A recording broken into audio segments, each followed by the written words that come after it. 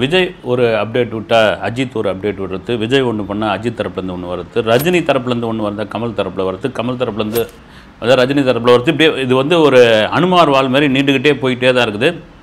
இன்றைக்கி இப்போது இந்த வீடியோ பேசிகிட்டு இருக்கிற நேரத்தில் விஜய் அந்த 10th +2 மாணவர்கள்லாம் சந்தித்து குதூகலமாக ஒரு பரிசு கொடுத்துக்கிட்டு இருக்காரு. இன்றைக்கி காலையில் அஜித் சம்மந்தமான அப்டேட் வரும்னு முந்தின நாளே நினச்சிருந்தப்போ நேற்றே வந்துருச்சு. ஈவினிங் குட் பேட் அக்லியோடைய செகண்ட் லுக் போஸ்டர் அதை தெரிக்க ஆரம்பிச்சிட்டாங்க, கொண்டாட ஆரம்பிச்சிட்டாங்க. இன்னையா இதுக்கு ஒரு முடிவே இல்லையா அப்படின்ற பொழுது, ஏன்னா விஜய் 69 படம் முடிச்சுட்டு எதிர்கால அரசியலுக்குள் அவர் நுழைகிறார். 2026 சட்டமன்ற தேர்தலை எதிர்கொள்ள போகிறார், முதல்வராக போகிறார், கூட்டணி வைக்கப் போகிறார், தமிழகத்தில் ஒரு பெரிய இடத்தை பெரிய மாற்றத்தை ஏற்படுத்த போகிறார். அது அவருடைய தனிப்பட்ட செல்வாக்கு, தனிப்பட்ட விருப்பம். அப்படி போயிட்ட பிறகு அஜித் என்ன பண்ணுவார், போட்டிக்கு ஆள் இல்லாமல் அவர் போட்டிக்கு யார் வருவாங்க, சிவகார்த்திகேயன் வருவாரா, சிம்பு வருவாரா, தனுஷ் வருவாரான்னு ஒரு பக்கம் விவாதம் போயிட்டுருக்கு. சரி, ஓகே, குட் பேட் அக்லி நேற்று அந்த செகண்ட் சிங்கிளை அஜித் ரசிகர்கள் காத்துக்கிட்டு இருக்காங்க. எப்போ சாமி நீங்கள் வெளியிடுவீங்க, நாங்கள் எப்போ கொண்டாடுவோம் அப்படின்னு. ஏற்கனவே இந்த ஃபஸ்ட்டு லுக் 3 அஜித்தை ரிவீல் பண்ணியிருந்தாங்க. அதில் ஒரு அஜித் நடுவரில் அப்படி தூக்கி காமிச்சது ஒரு பெரிய சர்ச்சையெல்லாம் ஆச்சு. சரி, அது டைட்டிலுக்கு பொருத்தமான ஒரு 3 இதுவோ போட்டிருந்தாங்க. குட் பேட் அக்லி, ரைட்டு, அக்லியான ஒருத்தர் தான் அதை பண்ணியிருக்காரு, இல்லை பண்ண போகிறார் அப்படின்ற மாதிரி ஒரு விஷயம் ஆகிடுச்சு. இந்த செகண்ட் லுக் போஸ்டரை என்ன இப்படி கொண்டாடிக்கிட்டு இருக்காங்க, அதை எடுத்து பிரித்து மேஞ்சி டீக் அவுட் பண்ணிகிட்டு இருக்காங்கன்னு நம்ம சோஷியல் மீடியாவில் போய் பார்க்கும்பொழுது தான் தெரிஞ்சுது. அஜித் ஒரு புது லுக்கில் ஒரு கிட்டத்தட்ட ஒரு யங்ஸ்டர் மாதிரி அப்படி நிற்கிற மாதிரியான ஒரு லுக்கில் இருக்கார். பார்த்திங்கன்னா ஒரு கழுத்தில் கர்ச்சிப்பு, அப்புறம் கையில் டாட்டு, குறிப்பாக நம்பர் 63 அப்படின்னு ஒரு சட்டையில் பேட்ச் இருக்குது. ஒரு கைதியாக இருக்காரா, இவர் ஒரு கைதி சம்மந்தப்பட்ட ஒரு காட்சி எடுத்திருக்காங்களா, ஒரு ஆக்ஷன் பர்சனாக. பின்னாடி பார்த்திங்கன்னா அவ்வளோ துப்பாக்கிகள் இருக்குது. குறிப்பாக அஜித்துடைய இந்த லுக்கு ஏறக்குறைய பார்த்திங்கன்னா இப்போ வர சமகால படங்களில் வர அந்த யங்ஸ்டர்ஸ்லாம் போடுற அந்த லுக்கு மாதிரியான ஒரு லுக்கு, அந்த காஸ்டியூம்ஸு, இதெல்லாம் தான் அவருடைய ரசிகர்கள் இந்த பழைய தலையாக இறங்கிட்டார் அப்படின்னு. இந்த நேரத்தில் ஒரே ஒரு சம்பவம் மட்டும் சொல்லிடுறேன் நான். என்னால் லிங்குசாமி ஒரு பேட்டி கொடுத்ததாக செய்திகள்லாம் இப்போ போயிட்டுருக்கு. என்ன இதுன்னா, இதுமாதிரி ஜி படம் நான் அஜித்தை வச்சு எடுக்கும் பொழுது, எடுக்கிறதுக்கு முன்னாடி அந்த கதையை எழுதிட்டு ஒரு இளம் ஹீரோவை வச்சு தான் இதை பண்ணணும்னு நான் ரொம்ப முடிவோடு இருந்தேன், ரொம்ப திடமாகவும் நம்பியிருந்தேன். ஆனால் அஜித் ரொம்ப கம்பல் பண்ணி வற்புறுத்தி, ஜி நான் அதில் நடிக்க வரேனே, எனக்கு இந்த கதை ரொம்ப பிடிச்சிருக்குன்னு அவருடைய கட்டாயத்தின் பேரில் தான் அஜித்தை நான் ஜி படத்தில் நடிக்க வச்சேன். அந்த படம் ஃபெயிலியர் ஆனதுக்கு காரணமே அஜித்துடைய அந்த வயதான தோற்றம் தான்னாரு. எங்கள் ஜி படத்தெல்லாம் பிரமாதமாக இருப்பார். இப்போ அதையெல்லாம் லிங்குசாமியோடைய அந்த இன்டர்வியூலாம் காலி பண்ணுற மாதிரியான இந்த குட் பேட் அக்லி படத்தினுடைய செகண்ட் லுக் இருக்குது. ரைட்டு, என்னென்னா 2025 பொங்கல் வெளியீடுன்னு திரும்ப சொல்லிக்கிட்டே இருக்கிறாங்க. சரி, விடாமுயற்சியோடைய நிலைமை என்னென்னா, அது அஜர்பைஜானில் ஷூட்டிங்கில் இருக்குது, அங்கே போயிட்டுருக்கு. அது சம்மந்தமான அப்டேட்டும் வருது. அதுக்கு பார்த்திங்கன்னா விடாமுயற்சியோடைய அப்டேட் பூரா பார்த்திங்கன்னா இது சர்க்கஸ் கூடாரத்தில் அஜித் இருக்கிற மாதிரியே பார்த்திங்கன்னா காரில் போய் கார் உருளுது, அப்புறம் காரை அந்தரத்தில் தொங்க விட்டு அதில் ஒரு 4-5 பல்ட்டி அடிக்க வைக்கிறாங்க. ரைட்டு, நீங்கள் எது பண்ணாலும், எந்த அப்டேட் கொடுத்தாலும் நாங்கள் கொண்டாடுறதுக்கு காத்துக்கிட்டு இருக்கோன்னு வெறித்தனமாக இருக்காங்க. நேற்று அஜித்துடைய மேனேஜர் சுரேஷ் சந்திரா அந்த எக்ஸ் வலைதளத்தில் செகண்ட் லுக் போஸ்டரை விட்ட உடனே அத்தனை ரீட்வீட் போட்டு வெளிப்படுத்தி விட்டார்கள். சரி, ஒரு பக்கம் விஜயோடைய ஸ்பீச் என்னன்னு ஈவினிங் நமக்கு தெரிஞ்சு போயிடும். இதுக்கிடையில் முக்கியமான ஒரு விஷயம் இந்தியன் 2 படத்தினுடைய ப்ரொமோஷனை அப்படியே ஆரம்பித்து போயிட்டே இருக்காங்க. ஜூலை 12ஆம் தேதி படம் ரிலீஸ்னு ஒட்டுமொத்த டீமும் இறங்கி கிட்டத்தட்ட சிங்கப்பூர் வரைக்கும் போயிட்டு அதனுடைய ப்ரொமோஷனை ஆரம்பித்து தெறிக்க விட்டுருக்காங்க. அது இந்தியன் 2 ட்ரெய்லர் வந்தவுடனே அது பரபரப்பாகிட்டவுடனே டக்குன்னு ரஜினி தரப்புலேருந்து கூலி ஷூட்டிங் ஸ்பாட்டு கூட கிடையாது, அது ஒரு மேக்கப் டெஸ்ட்டாக, மேக்கப் போடுறாங்களா என்னென்னு புரியல. பேக்ரவுண்டில் லோகேஷ் கனகராஜ் ஒரு செல்ஃபோனை வச்சுக்கிட்டு ரஜினியை ஒரு ஃபோட்டோ எடுக்கிற மாதிரியான ஒரு ஸ்டில்லு ஆரம்பித்த உடனே சரி, ஓகே, ஒரு 70 வயசு ஆனாலும் ரஜினியும் கமலும் இன்னும் போட்டி களத்தில் இருக்காங்க. எப்படி விஜய் அஜித்தோ அதுமாதிரி நாங்களும் லேசுப்பட்ட ஆள் கிடையாதுப்பா அப்படின்ற அளவுக்கு அவங்க இருந்துக்கிட்டு இருக்காங்க. சரி, இந்த கூலி அந்த ஸ்டில் வைரல் ஆச்சு, அது பேசப்பட்டது.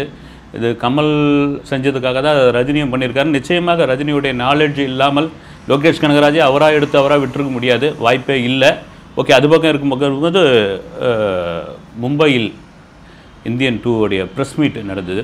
அந்த ப்ரெஸ் மீட்டில் ஒரு ப்ரெஸ் பீப்புள் கமலஹாசனை கேட்குறாரு, பாலிவுட் சூப்பர் ஸ்டார் ஷாருக் கான் ஏராம் படத்தில் நடிக்க வந்ததை பற்றி என்ன நினைக்கிறீங்க நீங்கள் அப்படின்னு. இது நல்லா கேட்டுங்க. பாலிவுட் சூப்பர் ஸ்டார் ஷாருக் கான் ஏராம் படத்தில் நடிக்க வந்ததை பற்றி என்ன நினைக்கிறீங்கன்னு கமலுக்கு இது போதை நம்ம பிடிச்சிக்கலான்ட்டு, அவர் வந்து நடிக்கும் பொழுது ஒரு சூப்பர் ஸ்டாராக தன்னை நினைக்கவில்லை. அதே சமயம் அந்த படத்தை இயக்கிய என்னையும் அவர் வந்து சூப்பர் ஸ்டாராக நினைக்கல. நாங்கள் 2 பேரும் நண்பர்கள். ஒரு நண்பனுக்காக வந்து நடித்து கொடுத்தாரு. நடித்து கொடுத்து முடித்த பிறகு, ஐயா உங்களுக்கான சம்பளம் என்ன இதுதாங்க அப்படின்னு கொடுத்தப்போ, என்ன நீங்கள் வந்து என்னை அசிங்கப்படுத்துறீங்க, அவமானப்படுத்துறீங்க, ஒரு நண்பனாக இது கூட நான் பண்ண முடியாதான்னு சொல்லி அந்த காசை வந்து வாங்கவே இல்லை. அவர் வந்து எந்த சூப்பர் ஸ்டாரும் இப்படி பண்ணவே மாட்டாங்க, அதை ஷாருக் கான் பண்ணியிருக்காரு அப்படின்ட்டு கூட ஏதோ ஒரு உள்குத்தல் இருக்குது. கலையை நேசிப்பவர்கள் இப்படி செய்வாங்க, சூப்பர் ஸ்டார்கள் இப்படி செய்ய மாட்டார்கள் அப்படின்ற மாதிரியான ஒரு அர்த்தத்தில் மறுபடியும் அவர் வந்து ஒரு சின்ன தீப்பொறியை அப்படி கிளப்பி விட்டார் மும்பையில். அதுக்கும் ஒரு விஷயத்தை சொல்லியிருந்தார். என்னென்னா இது மாதிரி வந்து சூப்பர் ஸ்டார்ன்ற பட்டம் நாங்களாம் எந்த நடிகராக போட்டுக்கிறதே கிடையாது, அது மக்களாக பார்த்து கொடுக்கறது தான். அந்த சூப்பர் ஸ்டார் பட்டம் வந்து அவங்கவுங்களுக்கு தகுதியானது போது அதை தக்க வைத்துக் கொள்வதும் பெரிய போராட்டம் சொல்லிட்டு இருந்தார். இந்த நேரத்தில் வந்து ஒரு பழைய சம்பவங்கள் என்னென்னா, கமலஹாசன் வந்து சூப்பர் ஸ்டாராக, கலைஞானியா அல்லது உலகநாயகனா எதுவாக இருந்தாலும் சரி, அவர் வந்து ஒரு படத்துக்குள்ளே இறங்கிட்டால் அந்த படம் வந்து தனக்கான படமாக அதை வந்து கம்ப்ளீட் பண்ணணும், அது மேலே முழு கவனமும் இருக்கணும் அப்படின்றதுக்கு ஒரு உதாரணமான ஒரு சம்பவம் என்னென்னா, குணா படம். குணா படத்தினுடைய படப்பிடிப்பு முடிஞ்சிடுச்சு. படப்பிடிப்பு முடிஞ்சு டப்பிங் நடந்துக்கிட்டு இருக்குது. ஏபிஎம் கார்டனில் டப்பிங் நடந்துக்கிட்டு இருக்குது. அது டப்பிங்கில் வந்து ஜனகராஜ் வந்து பேச வேண்டிய போர்ஷன், அது டப்பிங் பேசுறதுக்காக வந்துக்கிறாரு. ஜனகராஜ், சந்தான பாரதி, பிசி ஸ்ரீராம், ஏன் கமலஹாசன் கூட, இவங்களாம் யாருன்னா ஆழ்வார்பேட்டையில் சீதாமல் காலனியில் பக்கத்தில் இருக்கிறவங்க. இவங்க பேரே வந்து சீதாமல் காலனி டீம் அப்படின்னே பேர். அந்த காலகட்டங்களில் இவங்க எல்லாம் ஒன்றா பார்க்கில் கிரிக்கெட் விளையாடுவாங்க, டிடிகே ரோட்டில் நடந்து போவாங்க, எல்டாம்ஸ் ரோட்டில் வந்து டீ சாப்பிடுவாங்க. இப்படியாப்பட்ட ஒரு நண்பர்கள். அதனால் வந்து சந்தான பாரதி இயக்கின அந்த படத்தில் ஜனகராஜ் டப்பிங் பேச வந்திருக்காரு. டப்பிங் பேசி முடிக்கிறாரு. கரெக்டாக என்ஜினியர் கரெக்டுன்றாரு. சந்தான பாரதிக்கு என்னன்னு தெரியல, 1 மோர் பேசுங்க அப்படின்றார் ஜனகராஜ். மறுபடியும் 1 மோர் பேசுகிறாரு. கரெக்டாக தான் இருக்குது.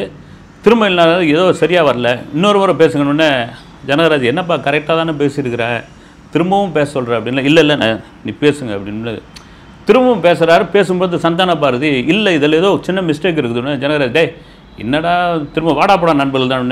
அதில் ஒரு வார்த்தை சந்தான பாரதி விட்டுட்டதாக உரிமையில். இப்போ நண்பர்கள் பேசிக்கும் போது, வாடாப்படா நண்பர்கள் பேசிக்கும் போது டக்குன்னு ஏதோ ஒரு வார்த்தையை விட்டோன்னு ஜனகராஜ் கொந்தளிச்சு எழுந்து, அது வந்து வார்த்தை மோதலாகி அந்த ஏவிஎம் கார்டனுக்கு வெளியே வந்து கைகலப்பாக மாறி இருக்குது.